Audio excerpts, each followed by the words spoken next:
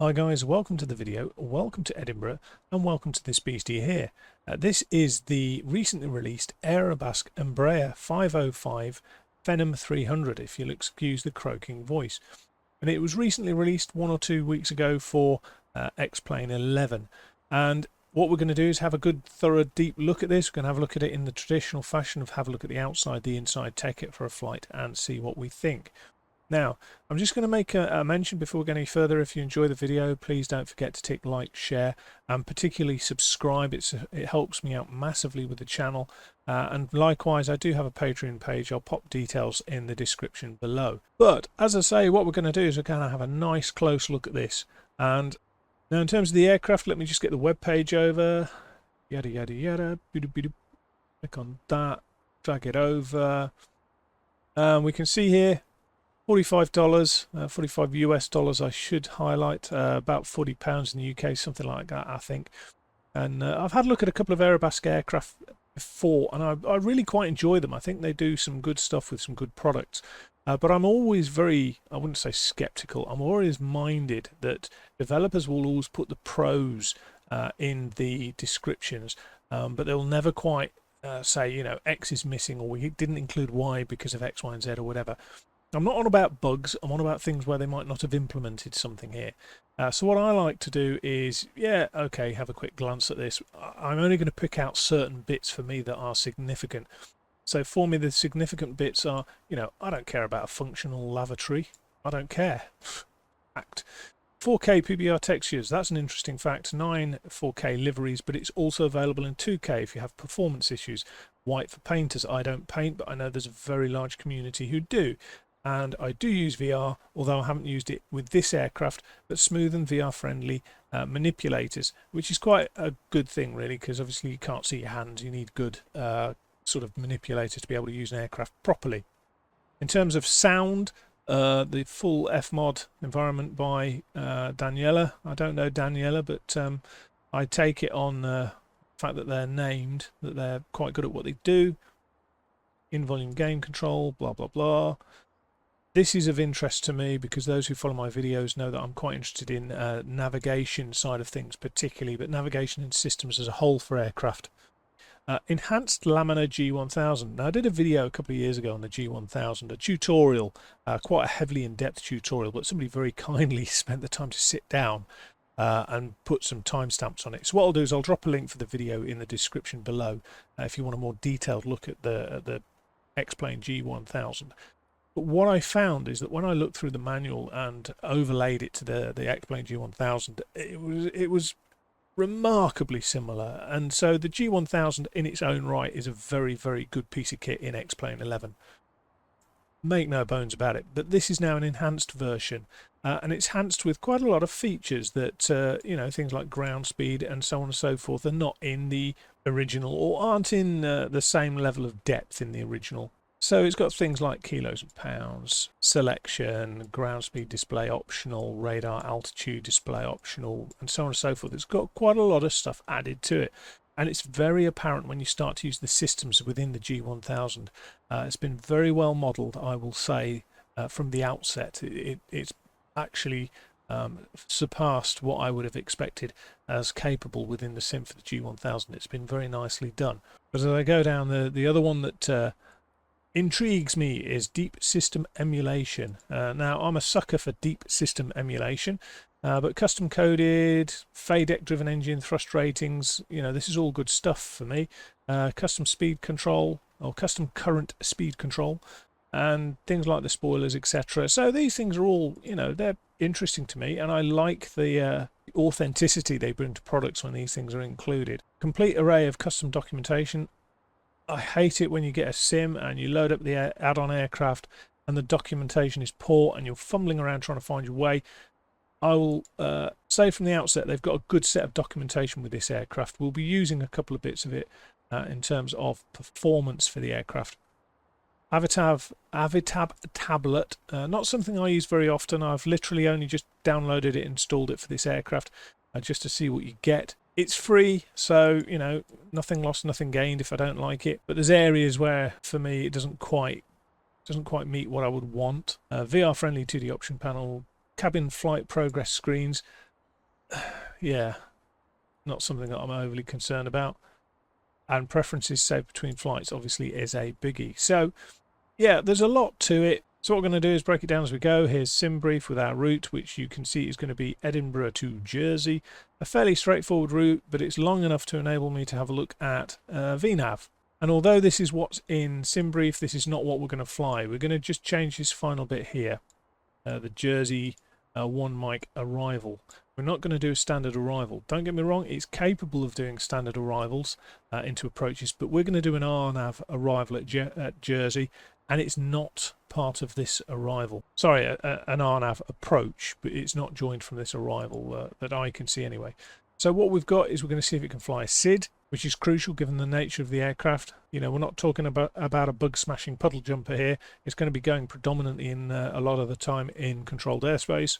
And as you can see with the route, we've got a mix of airways and also directs between waypoints. So we'll be able to see what its capacity is in terms of that lot. I know from the G1000 video I did a couple of years back that it's going to be good, but we at least need to make sure it's not been broken and it's as good as we need. And then, as I say, we're going to finish off with an RNAV approach, and we're going to use VNAV to meet the criteria of entering the RNAV approach. And as you can see up here, we've got block fuel, 12,500 kilos. For the route, it's suggesting flight level 410. Quite optimistic, but the weather might be supporting us with that. It's quite cold in the UK for this time of year today. So we'll have a look at that. Obviously, I've got it in the more sort of traditional format here as well. But let's pop that over there.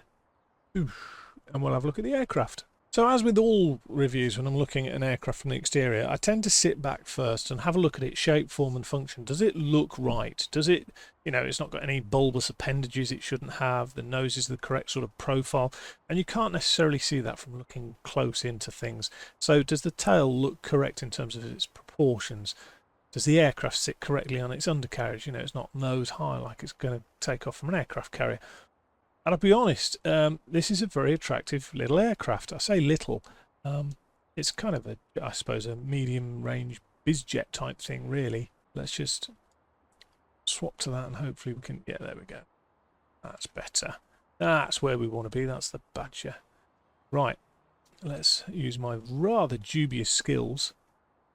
Just bring ourselves around here. Now the reason we're here is this is arguably the most complex single area of the aircraft in terms of 3D modelling. Because what you've got is a 3D model of the interior, you've got a 3D model of the exterior, you've got 3D modelling of the bits in terms of the appendages, the hanger-on bits that people like in terms of engine covers and chocks, that kind of thing. And you've also got the animation in terms of the 3D door here.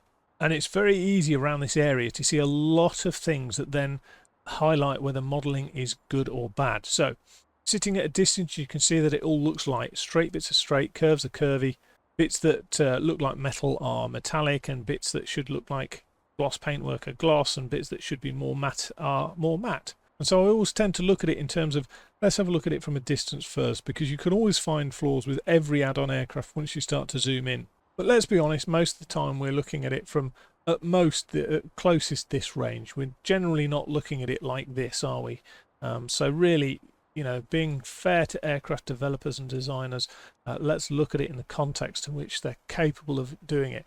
And as with anything, there's always this balance between frames and on one hand, and on the other hand, the aesthetics, you know, whatnot. And that plays its hand. So at this range, for example, this looks nice and curved. All of these curves look very good.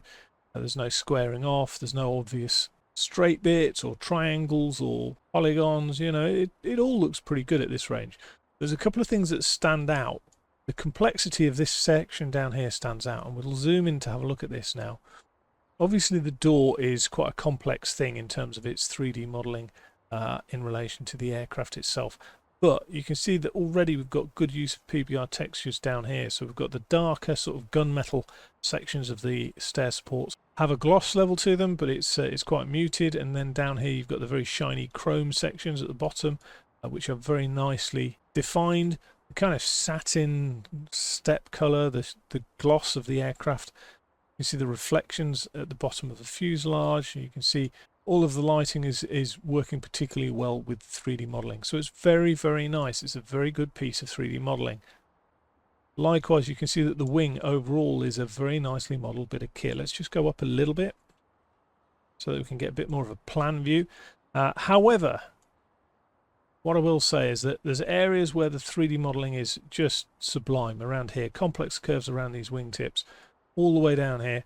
And there's areas where it's not quite so. And this is where we've got a mismatch between the textures. So whether this is just a misalignment with the textures or the 3D model isn't quite lined up and the textures are actually on the model correctly, if that makes sense, not quite sure. Difficult areas for me are always areas where I start to look at. So compound curves or areas where there's surfaces mating and joining. So around here you can just see the occasional straight line as it straight lines the curves, but actually in the vast majority of it, it looks very, very good. And as soon as you go out any great distance, all of a sudden it just looks absolutely beautiful, very graceful, very slender. Appendages, so aerials, SATCOM bits and bobs as we go along, all look good, appropriate, etc. Things like the pitot heads, the covers, the ice accretion stuff, all very, very nicely done. And you can go in quite a far, quite close is probably a better way of putting it, before certain things start to bleed through in terms of textures. Things like the Phenom 300, very, very nice logo. Crisp and clear. It's a bit of a shame, but it happens on most add-ons. Once you start to zoom into textures, you can see either bleed through, or it doesn't quite keep its clarity. But it has to be said that actually, overall, the livery is very good. So continuing with the 3D elements, we'll just pop down a bit and have a look here. I'll scoot over a bit to do it like this. The nose gear is very nicely done. Again, PBR has been used very nicely. So the chrome is very shiny, metallic. Looks like the material that it should be. This looks very authentic in terms of the chipped white paint of the metal sections from the scissors all the way down to the actual front wheel support, whatever it is. I don't know what the technical phrase for that bit is. But basically, the whole thing looks authentic, which is an important word for this sort of thing. Like the tyres, rounded, slightly satiny look, very legible, very clear text on the tyres, very good indeed. And as you look down the airframe, you can see very nicely done with the curves. The lighting shows it off very well. The joint between the engine nacelles up here, or the engine I should say, and the pylons, very nicely done. The engine itself, the shine on the chrome parts is just a work of art. Absolutely gorgeous the way that works. Likewise, this is the most convincing chrome I've seen in a long time. It's just a shame where the joins are. But yeah, just a little bleed through occasionally where you get the textures bleeding through. Same up here, the cockpit. Just bleeding through the textures. I mean, at a distance, it's negligible, not noticeable really, to be honest. Again, undercarriage. This is a trailing link type of undercarriage. Basically, it's got a big axle here that the wheel is carried on, and it will swing under and behind the axle as it moves. Allegedly, it's supposed to make pilots' landings look better and smoother. I've not flown that many aircraft with a trailing gear sort of format like this, so I wouldn't know. I've had nothing to help me make my landings look smoother over the years, but we'll see how it copes. We'll see if it can throw me back into the air with a good solid bounce. And as I say, appendages, things like the wheel chocks all look good. So it has to be said that overall the 3D modelling is to a very high standard. The textures bleed through in a few areas, lack of clarity in a few little areas, but nothing to write home about. You know, overall I think it's very, very good. If I'm honest. A couple of little things. We'll just jump into the cockpit just to set these up. Right. Over here is, you can either click there or you can click down there when it's stored. So if we just put it down, put it back, look, it's down here, look, click it, out it comes. This is the electronic flight bag. It's the in vogue thing these days for add-ons. I think most add-on aircraft now have them. And actually it's very useful, it's very convenient, and more importantly it keeps the level of immersion going, rather than, you know, aircraft where you have to go up here and choose menu options. To have it here is far more preferable, far more immersive is the word I'm looking for. So is Avatab compatible? I've not really used Avatab, but when I go into the aircraft and see the aircraft, not the flight manual, not the flight manual, I wanted was the performances. This for me is a bit of a pain. This is where it's like, really? Trying to navigate your way through all of these in this scale for me is just unrealistic. I don't think it's something that's best used on Avatab, if I'm honest. So I use those. I've got normally have a separate document to one side open in the monitor, as my second monitor, so that I can have the information readily to hand. So as I say, it's nice, but for me it's not something that I find practical compared to just having it on a second monitor. And it doesn't, for me, it doesn't ruin the illusion just to look across at a second monitor, because in real life you just look down at your books or your pad or whatever. But there we go. So ground options, into the more important stuff. We've got ground options. V-speeds you set manually. More options is exactly what it says on the tin. Disable instrument pop-ups for VR, etc. These are all personal preferences. Sounds, again, personal preferences, very sort of, you know, standard X-plane fare. About is a little bit about the team, but really you're going to spend most of your time in these two tabs, the ground options and the V-speeds. The ground options, there's a couple of very nice things here. So we will open the fuel panel and we'll open the GPU panel. We'll just pop outside. And on this side you can see the fuel panel just here has opened as if by magic. And on this side, you can see the ground power unit has opened as if by magic, and you can even see the fittings in there for it. So jumping back in, what we're going to do is we are going to power up the GPU, and you can hear it powering up and starting. It's quite nice, very authentic in terms of its sounds. And we will camera to fuel panel. Oh, look at this. And it's a functioning fuel panel, and it's a very nice feature. This really adds to the immersion, because once you've worked out your fuel requirements on SimBrief or whatever platform you're using, come here, click, take the gas tank off. Most pilots of this aircraft will probably end up fueling it themselves 9 times out of 10. But you can turn the power on. It will then ask you to wait until it then comes up with the total fuel at this point is 1210 kilos. You have the option to cycle between left tank, right tank and total.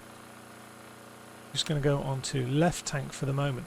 The green lights show that the valves for filling the tanks are closed at the moment. What we can do is click this open, and what we can do is if we click it to the right, it will start to refuel whatever tank is selected. So we'll take this to 620, 10, 15, 20. Turn it off, overwent by 5, but you can see that we can just fill it up here, and it can add to the immersion. So if you want to do that, the facility is there to do so. And if you come here, you'll see that the total has changed up there. So we're going to put 625 on both sides. So this one needs to go there. Make sure you've got the right click area. Click that. Done. Finish fueling. Close that. Turn it off, close that, done.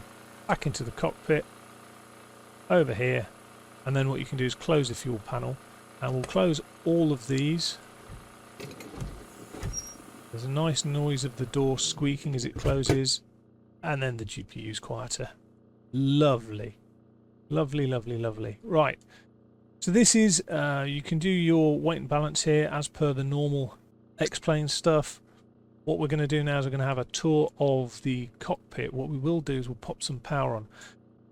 Ram's head yoke, aesthetically very nice. I know it's well known amongst Embraer stuff. I must admit I've never used something similar to this. I've used normal yokes, I've used control sticks, but I've never used a yoke of this shape. So be interesting to know what it's like. Apparently, according to what I've heard, it's quite comfortable. It's quite natural to use. It doesn't look natural, if I'm honest, but yeah, Interesting, but we can get rid of that. Now this aircraft is capable of being flown single pilot, and therefore the systems are designed in such a way that they support that pilot. Now obviously things like US Coast Guard, I would anticipate they're probably going to be using it multi-pilot a lot of the time, but to enable it to be single pilot there's a lot of stuff in here that is automated. So let's have a look at the 3D form and function. In terms of 3D modelling, it's very nicely done. The panels have got depth. The controls and switches, for example, don't bleed into each other. By that I mean that, you know, it looks like the real thing. You quite often see a switch where bits of it are mismatched with the base, and so it doesn't look authentic, but these look authentic. And you'll notice a lot of the switch gear is automatic as well. So when we're looking at the 3D modelling, it's to a very good standard. Now one of the things that I have to be mindful of is that text is legible and readable even from quite some distance away, which is always good for what you want. And overall the 3D modelling is very good. So surfaces are blended together nicely, complex curves are done nicely, the lighting is nice. There are areas where it looks a little bit jagged just coming around here, for example, but it's no great loss to the aesthetics or the appearance of the aircraft. Things like the windows at a distance are done very well. Obviously if you just get rid of that for the moment, obviously if you go in really close you can start to see areas where curves have become a bit straightened. So around here, look. But yeah, overall the interior is very nicely done in terms of texturing. I do find that this mottled effect is something that I've seen in a couple of other Aerobask aircraft.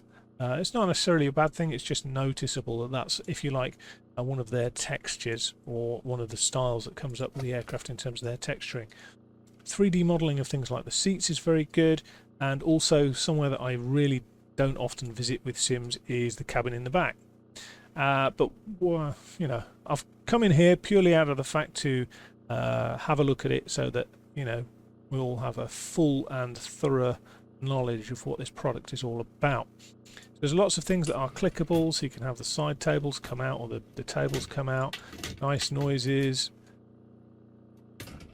Little units that open and close. The New York Times isn't clickable, unfortunately, but there's lots of stuff in terms of, you know, the facilities that are clickable around here. Lines. Again, different noises. You know, there's variation in terms of what goes on, and if we keep going towards the back, we can see that nice set of sliding doors to, shall we say, the private area. Sink, cupboards, blah blah blah. These open. 8x, no. Looks like some sort of triple engine thing. Not quite sure about that. But yeah. And then obviously the Portaloo, whatever you want to call it. So let's just pop back into the cockpit. I've not gone through all the features in there, but in fairness, that's personal preference. I don't get excited about the cabins of these things. But having said that, I know some people do like a nice cabin. So what we're going to do is we're going to start her up, see how we get on. Let's just reset the view. And I'm not going to follow the standard checklist that you might follow. I'm just going to go through my flows. I think like most people, I fly that many aircraft, you just get used to doing your own flows. And, you know, things like jet engines, there's only so many ways you can start a jet engine. Now obviously this has got FADEC full authority digital engine control, so it should be relatively easy to start, but we can pop these two switches on for the batteries. Generators can go to auto. This is what I mean in terms of things helping you out. Bleeds can go to auto. If you wanted to cross bleed, it's there. You can test the various systems if you want. So stall protection, ice protection,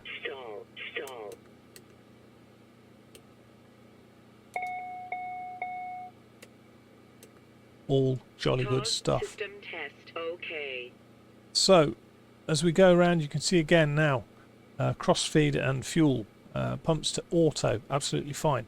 Hydraulic pumps are one of the few ones that aren't auto, so they can be either closed or open. We're closed at the moment, which is fine. ELT, signs and outlet, etc., so on and so forth. There's quite a few that have got this red collar around them. which indicates that obviously they have to be in a particular state. So in this case we will put the windshield heaters on.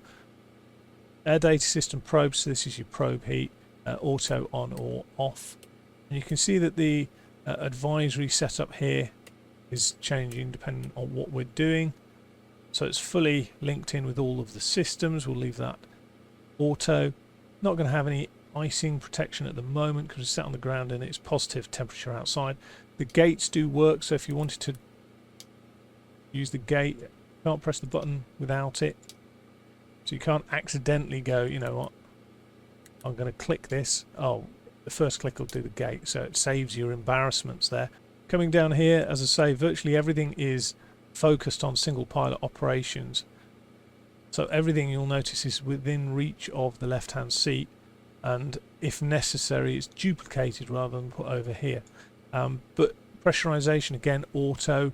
Environmental conditioning systems would normally be going to both with the engines running. Air conditioning over here. Again, the cabin pressurization is automatic, which is nice. Flight control trims are here. Working our way down. Engine FADEC, so it's nice and easy, straightforward with that. Throttles. You can see it's got detents here, so max. They don't actually have detent, so you see it goes smoothly through. But these I assume would be detent positions, but we don't have them. Speed brakes, takeoff config test, and flaps. So that's really the tour of everything. Now in terms of the G1000, as I say, I did a very detailed tutorial on it a couple of years ago, so as I say, I'll drop a link in the description for it. But what we're really interested in here is the performance of it in terms of does it say what it does on the, does it do what it says on the tin, and likewise the integration of it with the Phenom 300. So let's just scroll in a bit. Credits here. AirRack has expired. Can obviously be updated. Now this MFD is significantly different in its appearance and function to the original G1000 one. One of the things that actually caught me out is normally you'd have a little knob here similar to this for altitude, and I went, oh okay, so it's not there, not there, it's not there. Oh, it must be down here then, because this is where all the other autopilot controls are. Well, it's not there. Where the heck is it? Took me a little while to realise it's got an airliner style panel up here, which is fully functioning. Very, very nice it is to use as well. Very, very cool. Nice effect. Yellowing of the compass, the direct reading compass here. Things like you can zoom in quite far, and text and lettering doesn't lose its clarity. Very, very nice indeed. Instrumentation is very clear, very legible. Yeah, very, very good all round. Now, this is one of the new bits down here. This panel here, this alphanumeric panel with a couple of other bits bolted on. It's taken me a few goes, and I'm still falling foul of, instead of using this panel, going up here for flight planning, etc. But I'm getting more familiar with it, and actually it does make things slicker and better, certainly for data input for flight plans, etc. And we'll use that to put our flight plan in.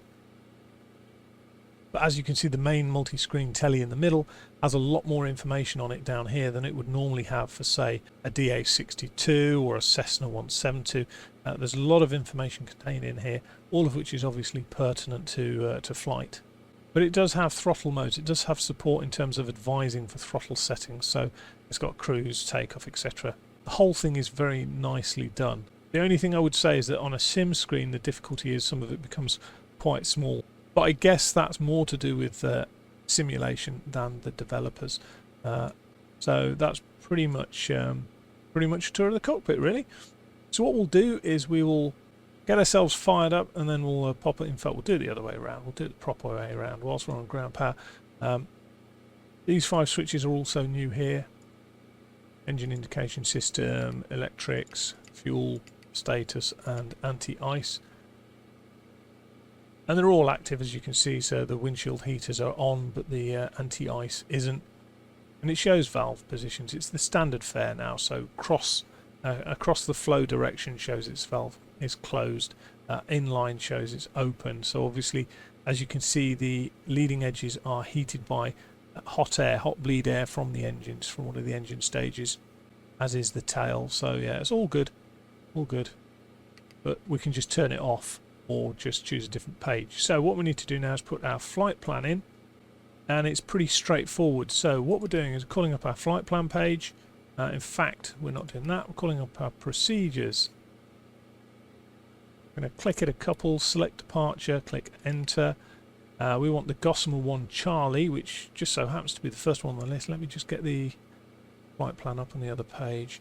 Gossamer 1 Charlie, that's what we want. We're going to enter that, then we're going to scroll to the end. We need our highlighter, of course, all the way down to there to the Gossamer. Then we want an airway. So what we do at that point is we go menu, find ourselves our airway, load airway, enter Papa 600 to Fennec, so enter to Fennec, enter, load it, yes, enter, scroll down. Then we want another airway, which is the Uniform Lima 6122 Dean Cross. Menu, load airway, enter. Should come up with the airways that are available to us. Uniform Lima 612, enter. Then it will come up with where we can get off that airway, which in this case is Dean Cross, so DCS. Enter, enter. Go past that airway. Quite a lot of waypoints there. Menu, load airway, enter. The choices from there. We're looking for the Uniform November 864. So Uniform November 864. There we go. Enter. We're getting off that at Subbuck. There. Enter. Enter. Again, scroll all the way to the bottom. The next one is a direct to. So all we need to do here is go knock in. N-O-K-I-N.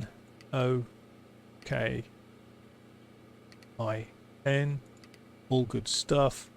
That looks correct. It's come up with something resembling where we want to go. So enter that. Then we want the November 862 to Skerry. So again, menu. Scroll down to load airway. Enter. November 612. Was it Uniform November? It was November 862. Enter, and we're going to Skerry. All the way down there. Enter. Enter. All the way down to the bottom now. Correct way. And then it is Echo, Golf, Juliet, Juliet. Enter. And that is our route. All done. Now I mentioned on VNAV. VNAV is advisory in this aircraft. Any aircraft where you don't have full auto throttle will be advisory VNAV, because you're limited in terms of how you can profile your climb and how you can manage the climb and descent profiles. So realistically, I don't as a habit use any form of VNAV in terms of a climb out. I just manage that manually, which is relatively straightforward, because what you do is you just use your speed mode as your speed. Where has it gone? Flight level change in terms of your pitch mode or your airspeed. But as you can see, we've got a very well appointed auto flight system here. So having got all of that in, we're now going to be able to start up. So what we can do now is look at our performance, our V speeds, before we launch into the Wild West. And here we go, here's our performance charts. As I say, the documentation for the aircraft is really quite good, but what we can do is just come down here. Got a lot of good information in here. We'll just scroll down. So the first thing we're looking at is takeoff thrust setting tables, and we are pretty much at sea level, and it's 4 degrees C, so we're looking at 86.5, so make a quick note of that. That is our N1 setting that we should be using for takeoff for our present air temperatures. And as I say, at the moment we're going to be using no anti-ice, and it's still wind there. So let's just keep coming down here, and what we've got now is our simplified takeoff analysis. This is basically your settings. So we're going to have Ice protection, wing, stab and engine off. ATR, we've left that as auto, so we're not going to worry about that. Flat 1 dry runway, so we've got flat 1 dry runway and a temperature of 4 degrees, so as near as makes no difference. We are going to have V speeds of, let's assume we've got the shortest possible runway, minimum required runway, and our weight needs to be less than 8340, so let's just have a look, see what we've got. Weight is 8390, actually 6982. We should be like a rocket ship here. So let's go back here, and we want 104, 104, 118. So 104, 104, 118. There we go. And that should now transfer down here. Although we can't yet see it, you can see there's an indication here in terms of as it comes up. But really that's that bit set. We'll close the tablet now. Get rid of that, and then we're going to set ourselves up for a startup. So we're going to work around the panel, left to right. Both batteries on, GPU's in use, both generators are on. Auto for both pneumatic bleeds. Cross bleed is off. Both hydraulics are closed at the moment. Pump 1 and pump 2 for the fuel pumps are both to auto. Cross bleed is off. Working our way around, continuing round. Ice protection is off. We said it was going to have no ice protection for our startup. Coming down here, we've got our engine start switches. All of the gates are closed, etc. What we do need to do is we need to put our ignition to auto. Having done all of that, we are then in a position to start engine 1. Get a bing. Watch what happens. Almost immediate ignition, look, and N1's rising nice and quickly. Little blue correct there, the little marker. I'm considering that as the idle position for after start. And looking at the system, it's now generating power off the Gen 2, blah blah blah, all looking good. We'll take the opportunity now to start engine 1. Blah blah. I'm watching for that. And you can see now what I'm saying about this being contextual as well. It will ping up as and when something changes in the system. Let's turn the electrical stuff off. We'll get rid of the flight plan for the moment. Get a nice colourful map looking at us. Come back over here. Ground options. Disconnect ground power. And close GPU panel. And that's pretty much us started. Oh, we haven't played Light Simulator version 1.1. Put the nav lights on for the minute, and yeah, pretty much good to go. So what we'll do is we will taxi out. I'm going to be a real rebel, and we're just going to turn it on the spot. Hopefully we're not going to hit anything. And if we do, who cares? Let's see if we can just flip the Menzies here. Bit of a stutter there. Frame rates are alright though, they're between 40 and 50 for me. Get rid of that. I suspect that's my sim settings rather than the aircraft. Probably got them set a little bit too high if I'm honest.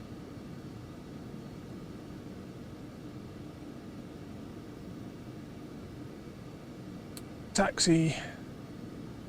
Okay, so first thing that's noticeable. It's quite a powerful aircraft. It doesn't need a lot of power to taxi and maintain a taxi, so that's fully idle. It will slow down gradually with the ground friction, but not very quickly. And nose wheel steering is nice and positive, nothing untoward. Notable that if you use considerable nose wheel steering, you do slow down. You'll notice that if I do that, we come almost to a halt. So, very nice indeed. Ground handling, it has to be said, so far is very good. So what I'll do is I'll do the boring bit of taxiing us to where we're going, and once we're there, you can join me at the takeoff point. Okay, so here we are at the hold for 2-4, and let's just go and do a quick run through. So we've got no reds or yellows here, got no advisories. What we do want to do is set our pressure setting correctly. which is 1020 today. That's what we want. 1020.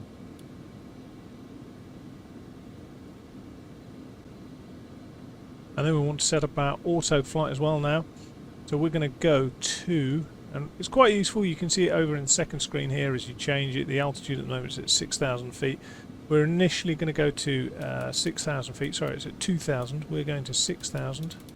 And the modes we're going to set up to take off with are initially going to be nav, and then we'll let the pitch sort itself out. We'll press the speed select, flight level change when we get an opportunity to. So what we're looking for is GPS is the navigation source, FD for flight director, active, pitch with alt select, and then the rest of it will sort itself out when we get airborne. So 80 frozen ATPL or FATPL flaps we need to set to 1 degrees, sorry, setting 1.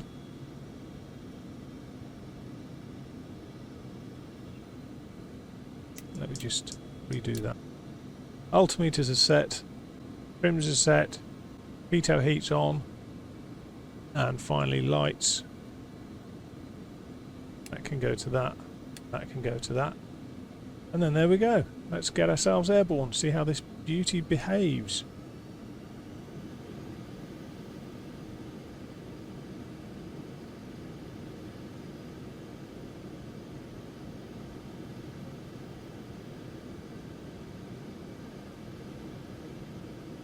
Okay, so nothing as useless as fuel in the Bowser and runway behind you. We've paid for a takeoff. We're going to use all our available runway so that in the event that we have a bit of a hiccup, we've got a way of getting back on the ground or staying on the ground. Depends on the aircraft you're in. But this doesn't, it's not as big as an airliner, so you don't need quite such a big curve, do you, Ricardo?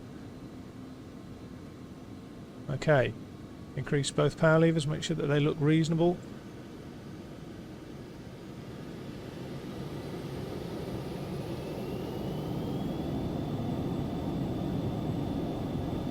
It was about 86, didn't we?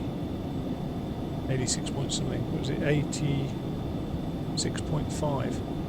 Oh, drifted whilst I was just double checking my figures. And there we go, we can rotate. Gear up.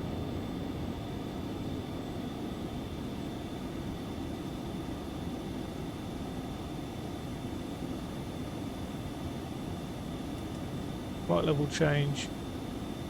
We'll go autopilot. There we go, we're on our way. Flaps up. And what we will do is we will accelerate to a sensible speed. Now you've got to be mindful that as you accelerate your nose will pitch down because it's the pitch angle of the nose that's controlling the speed.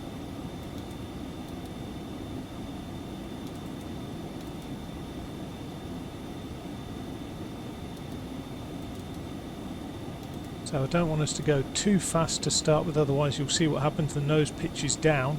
If you were to do that too harshly, then the nose potentially could be driving you back towards the ground.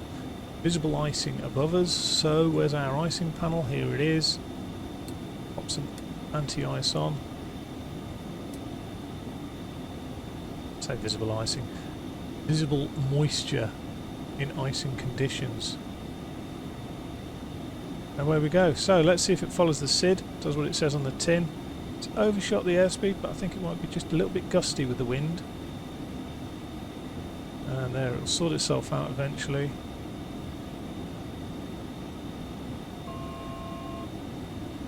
Throttles have just gone up a little bit.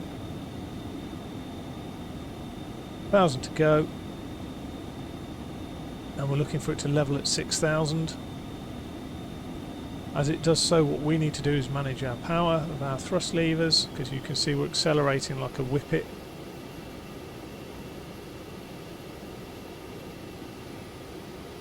So we have to manage it to keep it below the 250 limit, below 10,000 feet. And it's safe to say it managed that with aplomb.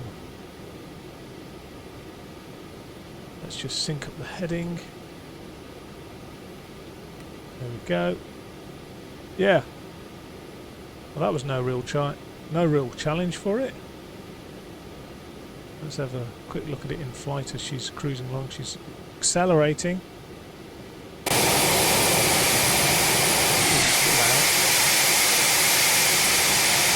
Absolute beauty. Real beauty. Just something before we death. So what I'll do is I'll set us off on a climb to a decent altitude. It said 410, so let's see if we're going to be able to get there. 41,000 feet. It's a long old way up, isn't it?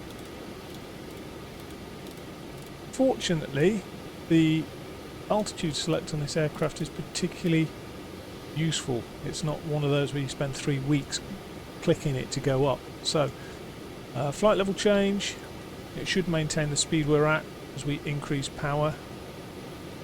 We'll go up to our original 80 whatever it percent was, 86.4, and we should see ourselves climbing away smartly.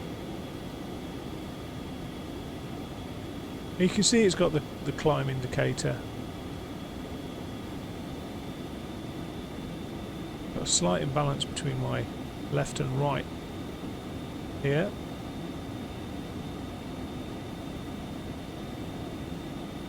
Which is usual for an aircraft. You know, you never quite get exactly the same performance out of two engines. Okay, there we go. That's us in the climb. You can see we're scorching up towards 10,000 feet, so Light Simulator version 1.1, that can come off. And there we go, that's it. So, thoughts of the flight dynamics during the takeoff? Apart from the idiots trying to steer it on the ground, very nice. The automatics engaged very nice. They did exactly what they're supposed to do, very nice. And yeah, all told, very, very happy. The only thing we haven't done is we haven't set standard. So let me just go to the altitude.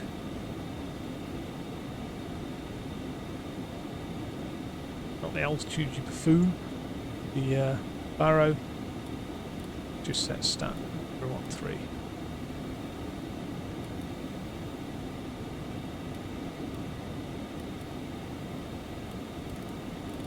There we go. Okay. Off we go. So what we can do now is we can have a look at the MFD and have a bit of a play with a couple of bits on the MFD. Just to zoom ourselves out. Okay. So if we wanted to do direct to, very, very easy. What we can do is we can go flight plan. We can choose our waypoint, which in this case will go all the way back up here. And we'll cut out most of the departure by just going. That's the departure, so that's the departure we're flying. We're just going to go to Phoenix. Why not? Direct to Phoenix, accept. So enter. There we go. Off we go direct to Phoenix. And if we zoom out now, so get rid of that flight plan. You see what I mean? I've got this tendency to keep going back there. Flight plan, zoom out.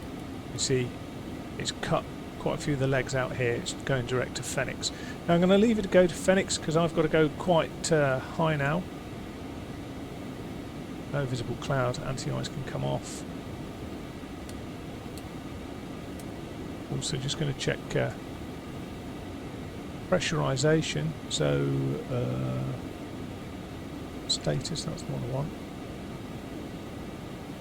Make sure we've got decent pressurization. Yep, all looks good. Get rid of that. So yeah, next stop, top of climb. Hi guys, we've passed top of climb as you rejoin me. We're now into our cruise phase. But what I thought I'd do is I'd do it nice and early, get it out of the way. We'll have a look at doing the VNAV descent and the approach. Let me just sync that up a moment. Okay, so heading selector sync, that's all good. So let's leave ourselves in terms of the capable hands or capable electronic gubbins of the autopilot and come down here. Now this is obviously our topographical map with where we are between Southwark, and we're heading down to Dean Cross somewhere down here. But what we want to do now is call up our flight plan. And looking at this, you can see if I go all the way down to the bottom, you can see we've got Skerry and Echo Golf Juliet Juliet. Now what we're actually going to do is we're going to have a procedure which is going to be an approach. So we will put the approach in. Now although it's got stars, the stars don't line up that I can see easily anyway with the RNAV approach. So we're going to choose select approach. We're then going to choose enter. It will give us an option of all of the available approaches. We want the RNAV 08 GPS LPV. Now don't believe LPV approaches are legal in the UK anymore.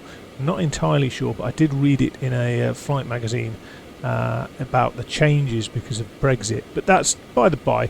We're in SimWorld, we can do what the heck we want. So load or activate, we want to load it. Actually, before we do that, the vectors or these two initial approach fixes. Baggin is down here and Lapley is up here, and we're coming from the north, so we're going to choose Lapley. There we go, press enter. It will then ask for minimums. We do want minimums. We want Barrow minimums, and we're going to have 410 feet. So I don't think it lets you type, does it? No. So 410 feet. Doesn't take much to wind it up though.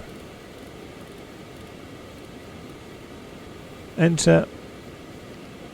Load. We don't want to activate, because otherwise if we activate it scrubs all of our flight plan preceding it. It goes, oh, right, okay, you're ready for your approach now. Okay, so if we go back to our flight plan, and if we scroll down now, you'll see we've got Lapley and then the various fixes for the approach. And you can see they're at 2,000 feet to start with. Now what would be really nice is between Skerry and Jersey, if after Skerry we could have a waypoint of Lapley. So what would happen is we'd pass Skerry and we'd be flying towards our initial approach fix. So what we can do now is we can go, you know what, we'll do that. So I'll go up here and I'm going to go LAPLI,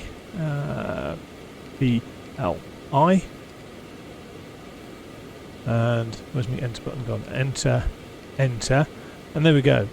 So what we've got now is our routing goes all the way through the routing we planned previously, goes all the way through down to Skerry, but instead what we've now got this intermediate waypoint, which just also happens to be the start of our approach. Now what we can do now is we can say, well, we want to be at an altitude for that, but I want to be, because I'm hoping to do a bit of general handling as we get to the bottom, I want to be at 2,000 feet, 10 miles before Lapley. So what we can do is go Lapley, then we can go along track offset, and it will ask us in this little box here how many miles we want to offset to Lapley. We want to set it to 10 miles before Lapley, and then what will happen is this will create another waypoint 10 miles before Lapley. So if I click enter, so you can see we've got Berryhead, Skerry, Lapley minus, which is our new waypoint, and Lapley, and you can see there's from Lapley minus to Lapley it's 10 nautical miles. So we've now got our waypoint. Now what we're going to do is we're going to say that we want to be at this waypoint at 2,000 feet. So let's come over here and we will hopefully be able to, yeah, 2,000 feet. Press enter. And now what you see is it's gone, now that you've given us a defined height, we're at altitude, we know that you want us to be at Lapley minus 10 at 2,000 feet. So it's now back calculated all of the altitudes you would need to achieve that altitude. Because if you notice prior to that, we had no altitudes in at all for the approach areas. Now what we've got is it's set up, it will descend to a position 10 miles prior to Lapley at 2,000 feet. This is our descent profile for VNAV. The only thing we need to do here is consider our flight path angle. So we will just change that. We'll come we can scan all the way through this, and eventually at the bottom it gets to here, and we will just adjust that to -3. Now it has lost the V-speed information here, but don't worry about that. Sorry, the vertical speed, target required, etc. information here. Don't worry about that. It will reappear as we get closer to it, certainly as we put the VNAV path mode in. But as you can see, we've now got time of descent to time to top of descent is 21.5 minutes. So I shall see you at the top of descent. Hi guys, as you rejoin me, we've got just over 3 minutes to our top of descent. So one of the things I was going to mention is that in terms of descent, VNAV descent profiles, it can't do multiple legs, so it can't do this leg to that leg to that leg. It literally is the first altitude that it has a constraint set for, in this case the Cyan 2000 feet. That's what it will aim for, and it will back calculate from that. So to the best of my knowledge, really, you can only actually do one VNAV VPath descent at a time. So what we need to do is make sure that as we get nice and close to the waypoint, we're going to enable VNAV. We will then see the annotation up here, the white VPath, which tells us that the VNAV is armed and ready to go. We'll get it down to below 2 minutes, and then we will arm it. It's just I can't remember the criteria. The last video I did, or the video I did where I was on about the VPath VNAV facilities of the G1000, I did discuss it there. I'll put a link to the video in the description. But either way, we're less than 2 minutes. I think the criteria were within 5 miles of top of descent or something, regardless. But anyway, in that case, what we need to do is go up here. We click VNAV, and we should see white VPath. So this is our armed mode. So at the moment, our active mode for altitude is altitude hold 39,000 feet, and we will just make sure that VNAV is armed, VPath is armed. There we go. And now all we do is we wait for it to go. Yeah, you know what? We're going to crack on with that descent. So just got over 1 minute 20 seconds, or 1 minute 20 seconds now. Let the aircraft straighten up. What we will do is we will sync our heading when we get there. It's lost VPath again, look. So don't forget that if it loses VPath, you need to reselect VNAV. Let's hope it... Now you see it's populating the information here. So I'm just wondering if we did it slightly too early. We're within a minute now, so VPath calculating, 47 seconds to go. All looks good. Let's just sync up the heading. Good habit to get into. And what we do need to do before it gets there is we need to put our altitude all the way down to 2,000 feet. If we leave the altitude there, only just remembered it myself, if we leave the altitude there, it won't descend. So VPath, 21 seconds. We'll just recycle that, having messed around with the altitude so we don't disturb any of the logic. You can see here Lapley minus is rapidly coming up in our list of waypoints now. Magenta descent icon here coming, or this arrow coming down. This is showing our descent path profile, and we've nosed over, which is good. Don't forget we have the manual control of the throttles, so we will have to reduce throttle otherwise, or reduce power I should say, because we've got no auto throttle, otherwise we will overspeed the aircraft. And what we're going to do is we're going to set it about there. We'll press the CSC. In fact, I don't think the CSC will work in a descent. I suspect not. Basically, this is like a very simplistic auto throttle that when you're in the cruise, it will give you a continuous speed, as long as you don't start playing around with the throttles. But we will have to control our speed manually using the power levers.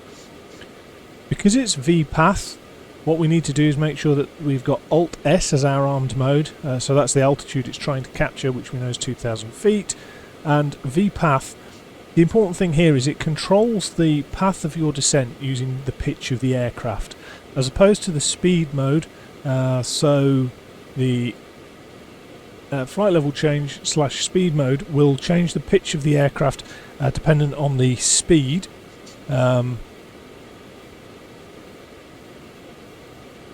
Limit warnings on the engines. I wonder if they're too low. or if it's a CSC. Yeah, it's the CSC. It was at the limit of what the CSC could control there. So yeah, in terms of flight level change, when you change the speed, it's whatever commanded speed the aircraft will pitch to maintain that speed. Whereas with the VNAV, because it's a path profile, you're telling it you want to fly at a particular altitude path down this slope, then what it will do is your power levers will adjust your speed. But I'll see you as we get towards the bottom of descent. Okay guys, you join me back at towards the bottom of descent, and as you can see here, we're just looking to come down for about 2,000 feet. This is Lapley here, at the bottom of here, and Lapley minus 10 is here, the junction between the magenta and the white. So we are well on profile in terms of doing what we need to do to get down to Lapley at 2,000. All we're going to do is we're going to see if she levels at 2,000.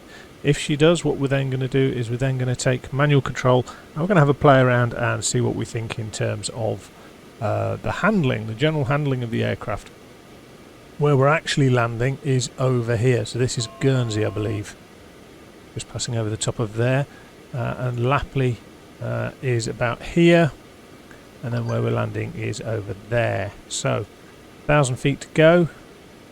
Just monitoring the descent, final few bits. Having a look at how we go.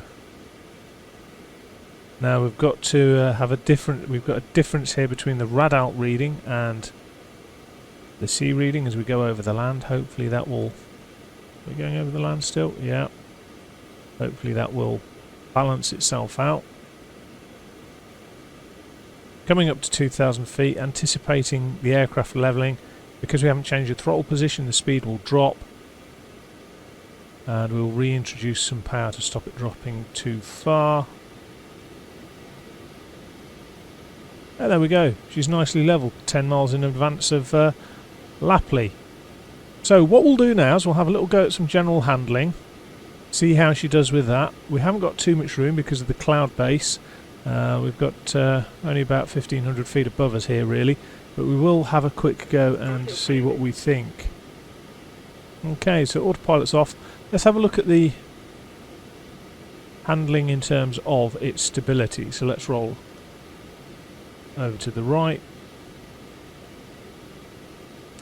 And she is weakly positively stable in roll, which is to be expected because it is a swept wing jet, if my memory serves me right.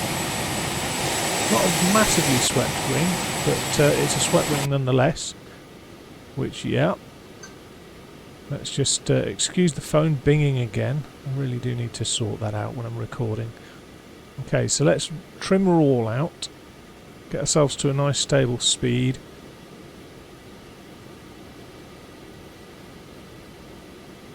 About 200 knots. And trimmed out. And we'll disturb her in pitch then. And she's nose is gradually dropping. Speed is dropping back to about 200. Nose is dropping back down again, and I would anticipate that the speed is going to increase, and eventually with the build-up of speed we would expect to see the nose rising again. I've got hands off the controls completely here. Speed is rising, and let's have a watch of the behaviour of the nose. I'm looking at this artificial indicator, not this one. And you can see nose is coming up. So she's got positive stability in roll and pitch, which is to be expected. And I would expect strong... Yeah, there's actually the rudder in this thing is very powerful. So a small disturbance in yaw. And you can see it's got very strong yaw response in terms of yaw stability. But it's got quite a significant oscillation. So although it's strongly positive in terms of yaw stability... Yeah, so let's just turn this way a bit. Let's check the altitude and make sure we're not descending too much towards the sea. It's very difficult to get a depth perception 2D to how far away you are from the sea. But let's put that about centre of the binnacle there. Let's have a look at adverse yaw. So if I roll left, I expect the land to go the opposite way.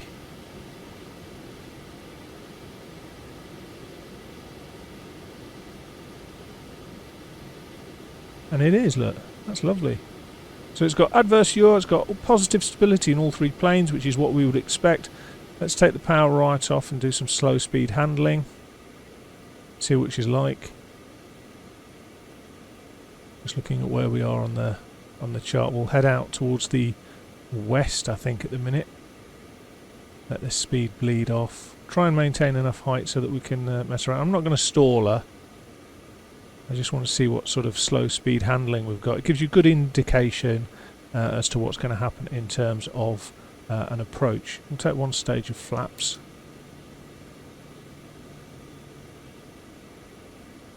Continue out towards the west. Lovely pinky reddy hues in the sky. Okay, let's roll out there. There we go, sun's starting to set. Nice. Okay, so what we'll do is we'll let the speed come down. We'll go down to probably about 125 knots, something like that, and we'll assess the handling as we get down there. Not losing speed massively quickly. Blip of the speed brakes.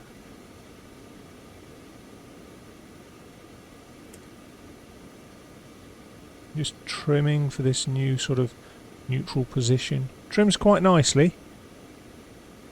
Although we're climbing there. Okay, so this will do us. Roll is far less precise, far less responsive. Very, very mushy, which is to be expected. Pitch is pretty much the same. And yaw, I'd anticipate similar sort of thing. Yeah, the yaw you can see is far less dramatic than when we were at high speed. What we'll do is we'll just bring it up towards approaching the stall and see how our controls are affected then. We're approaching the stall too quickly there. We only want to slow it down by about a knot a second, something like that. I'm not trimming into it. I don't want to trim into a stalled condition. 103, 102, trying to maintain level flight really if we can. And what do we get as a stall warning? Do we get any buffet? Oh, I wonder. Or is it just the stall alert? I think the aircraft does have a stick pusher fitted as well, so it'll be interesting to see what it does with that. Stick's almost all the way back. Landing gear. Warning about landing gear, that's fine.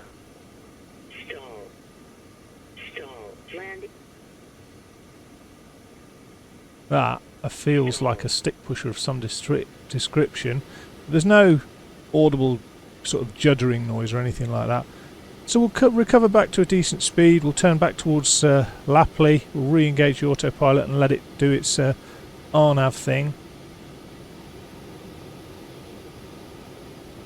So what we need to do as we are flying is we need to come down here.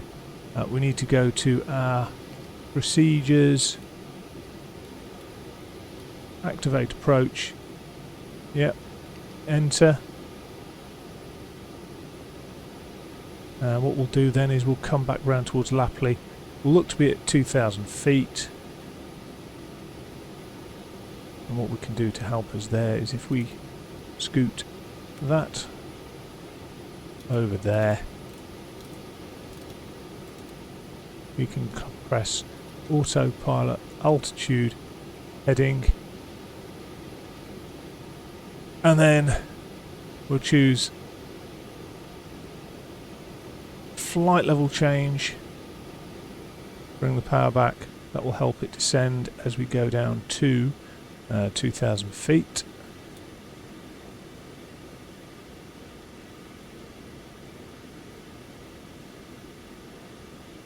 Nice.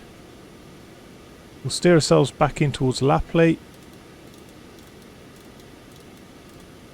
She's over here. And in fact what we can do is if I call up the flight plan, we can scroll down here and do direct to there, activate nav and get it to fly us directly there. All we need to do now is descend. So actually what we'll do is we'll do Vertical speed will go down.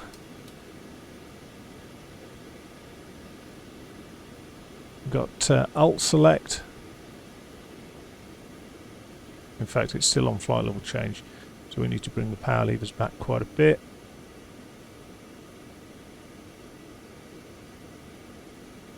And you'll see us start to come in from the left here, and we need to be at 2,000 feet.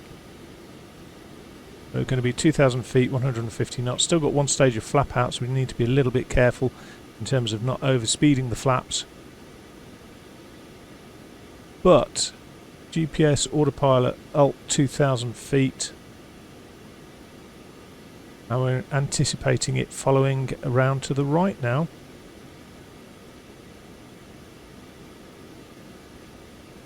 Lovely, magenta line has changed to follow that line. Just watching the speed as we come round. Let it do its funky thing. Not forgetting we've got one stage of flap, and let's see how it flies the approach. So I have to say the handling is very pleasant. It's quite viceless. The yaw's a little bit aggressive in terms of its stability. However, the roll and pitch, they are mildly positive in terms of their stability, which is what I would have expected, certainly in terms of a swept wing aircraft. The sweep on the wing gives them a certain amount of positive stability in terms of roll, but yeah, really nice, to be honest. So what we need to do is just double check here. We've got RADALT 2,015 feet, so obviously our measurements are pretty much accurate in terms of how high we are above the ground with our pressure setting 1013. We've got standard on. We're going to take the anti-ice off, actually. Didn't realise that was still on, but the weather conditions as we descended were quite vile. So what we'll do is just sync up our heading. Nice habit to get into. We'll get rid of the flight plan, we don't need that now. What we want is the moving map element. We'll just reduce the range a little bit more. Zoom in to where we want to go so that we can follow. And we get to this Shark, I think it's Shark centre fix, and then we'll descend with the glide slope. And just checking the aircraft in terms of setup prior to landing. Everything looks good, no red, no yellows. Engine's behaving itself, plenty of fuel. We're turning left for this centre fix now. Now we've got nav selected already, so what we're going to have to add to that is the ability to descend with the glide slope. So once it's around the corner, we're looking for it to capture this localizer equivalent. It's not technically a localizer on the basis that it's an RNAV really, but once it's captured that, the next thing we're going to be looking for is for this to start moving. But what we will do is we will arm approach in advance of that, and we will take a second stage of flap now.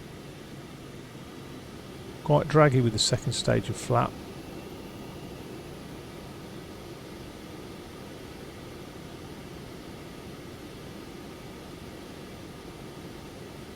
Probably early with that second stage of flap. But I believe there's 3 stages of flap. Yeah, there's another step to go.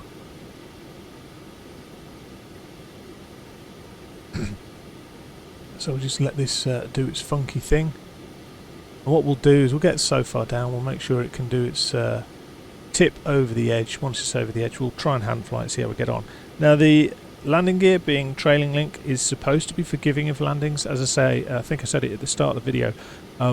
For me it doesn't seem to be so. This is an aircraft that seems to really float, which we will mention in terms of the configuration of the aircraft.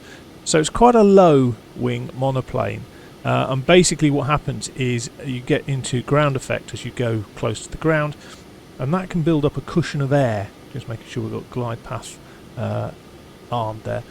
That can build up a cushion of air, so as you go to flare or as you get down to a certain altitude, gear down, and we'll go to full flap. We'll just let the speed bleed back.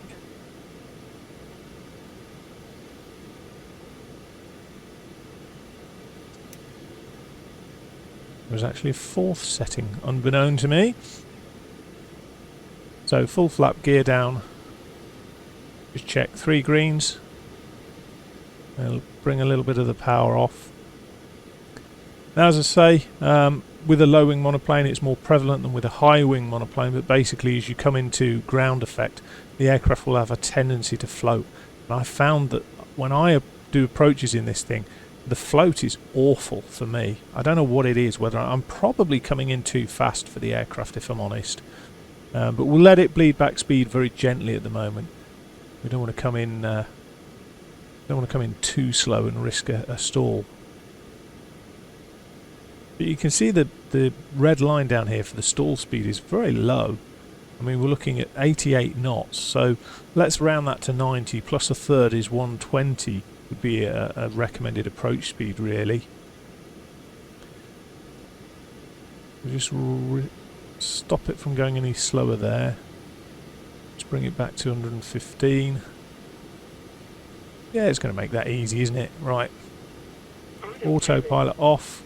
Let's see if we can fly this thing manually.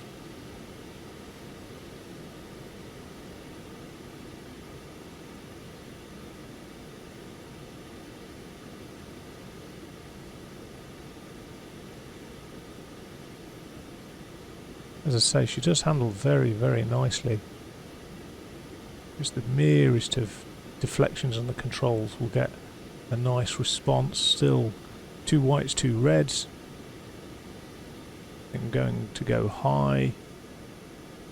So let's bring it down. I'm going to reduce the throttle quite early on the basis of the experience I've had trying to land this thing.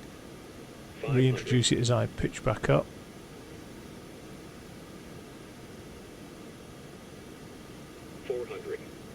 109. Landing. Lighting looking particularly lovely in terms of X-Plane 11 here. 50 over the threshold. Bringing the power levers back. Nose up, open to cushion the landing and keep it on centerline hopefully. Don't rush it, let the aircraft settle. And there we go. Happy days. Safely down. So I'll just bring it to a halt here, and what we'll do is we'll just pause the aircraft. We'll pause the sim whilst we jump outside so we're not deafened by the thing. Okay. So, thoughts on the aircraft as a whole. Let's piece it together. That's a nice picture, isn't it? Let's put it together as a puzzle.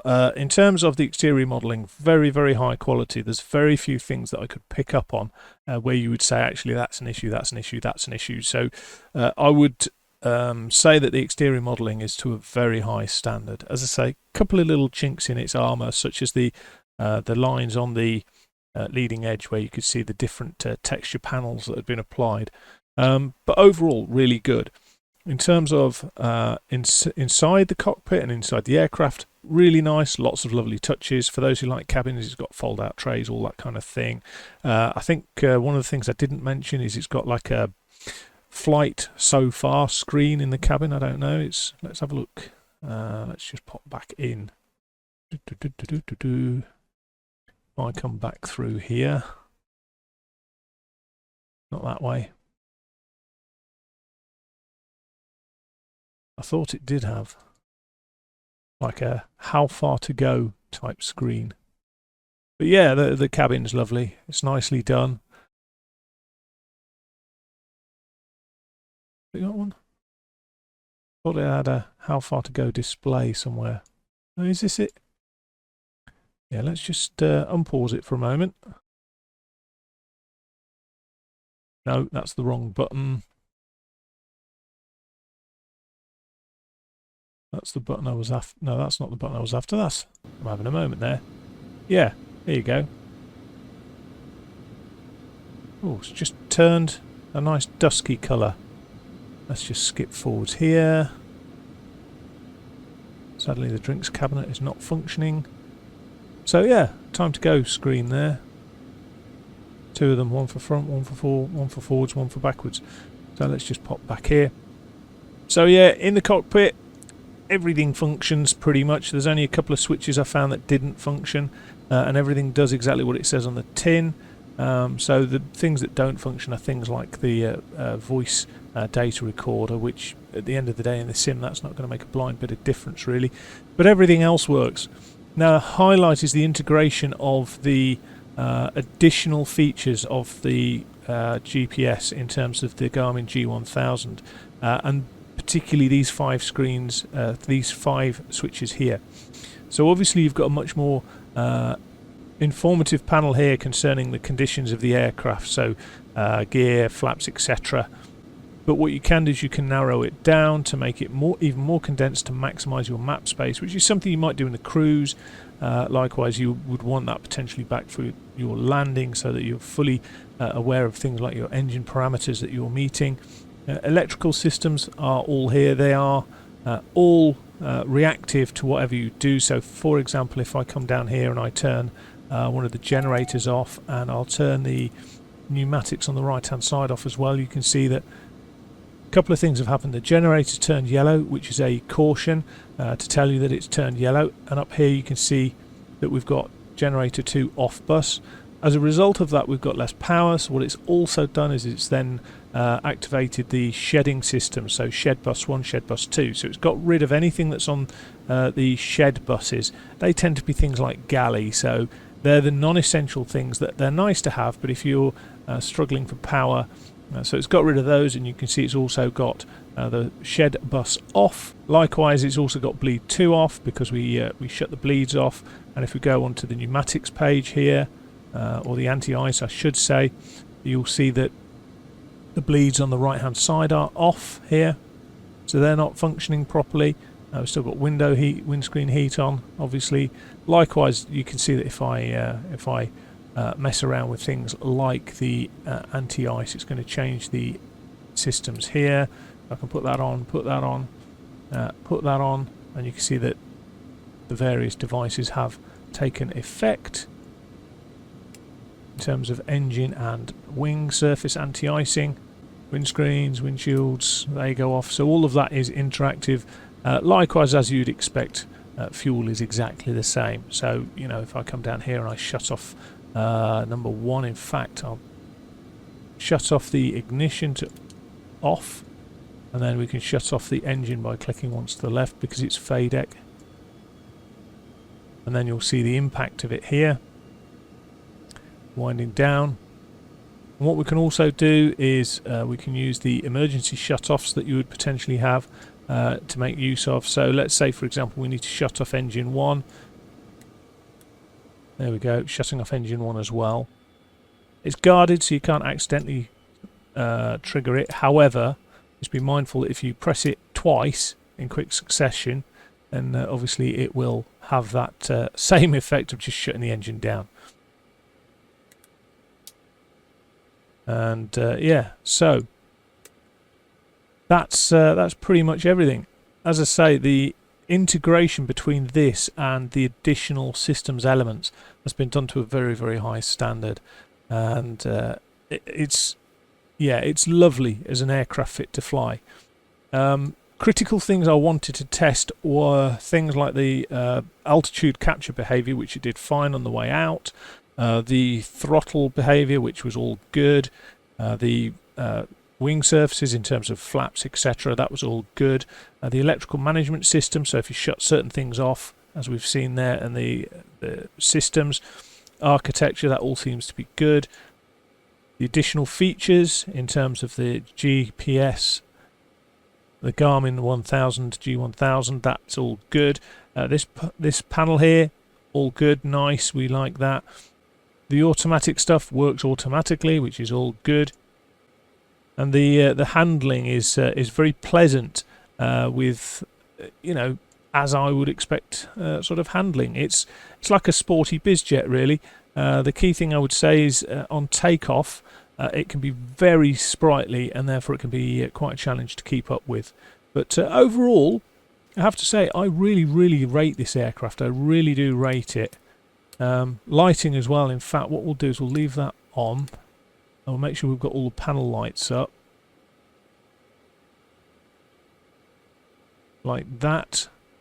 any other light switches in the cabin, and we'll just advance time forwards a little bit and see how we get on. So up here, let's see what it looks like when we get to darkness. Yeah, very nice, exactly as we would expect. Let's just turn the upwash light down a bit. Yeah, very nice. We've got the external lights on, so let's just pop outside. Very nice indeed. So let's just jump back inside so it's a little bit prettier to look at. So yeah, that's my thoughts, guys. Overall, it's a high quality product in terms of its external modelling, its internal modelling, its systems modelling, and how it flies. As I say, I really rate this product.